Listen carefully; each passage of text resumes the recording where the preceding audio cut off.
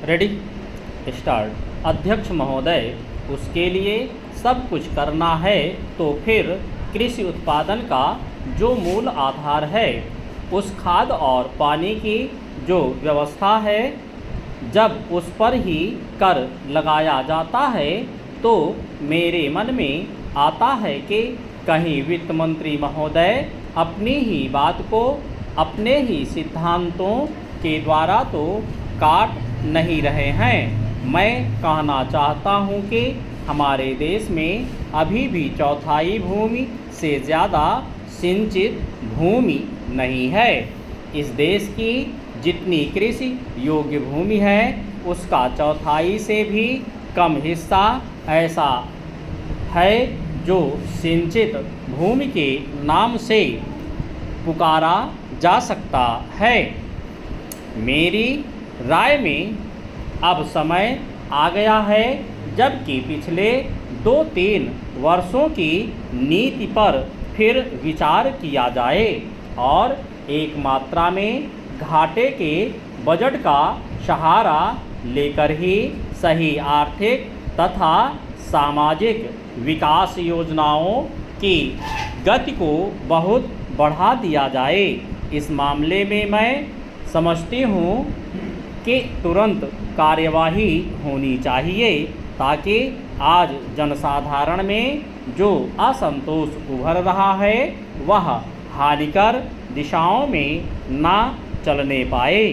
आज के राजनीतिक वातावरण की दृष्टि से भी मैं कहना चाहती हूँ कि विकास की गति को बढ़ाने की आवश्यकता सर्वोपरि है। जहाँ तक कि नए बजट के अंतर्गत कर नीति का संबंध है, अच्छा होता यदि मिट्टी के तेल जैसी वस्तुओं पर अतिरिक्त कर ना लगाया जाता।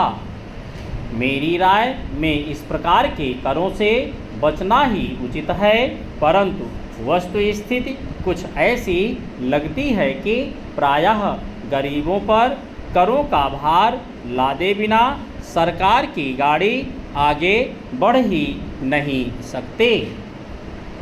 एक नया कर जिसे पहली बार वित्त मंत्री ने लगाने की ठानी है, वह कृषि संपत्ति संबंधी कर है।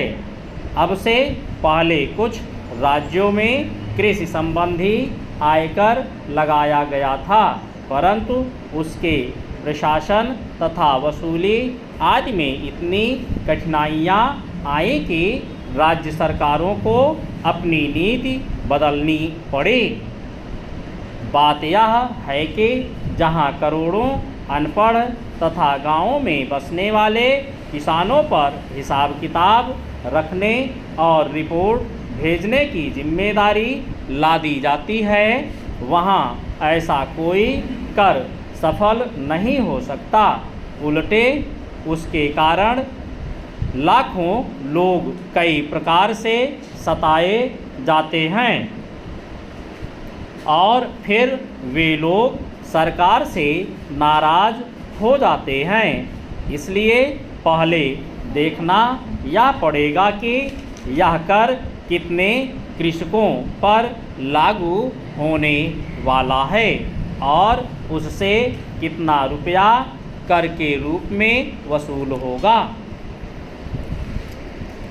अध्यक्ष महोदय, उसके लिए सब कुछ करना है तो फिर कृषि उत्पादन का जो मूल आधार है, उस खाद और पानी की जो व्यवस्था है, जब उस पर ही कर लगाया जाता है तो मेरे मन में आता है कि कहीं वित्त मंत्री महोदय अपनी ही बात को अपने ही सिद्धांतों के द्वारा तो काट नहीं रहे हैं।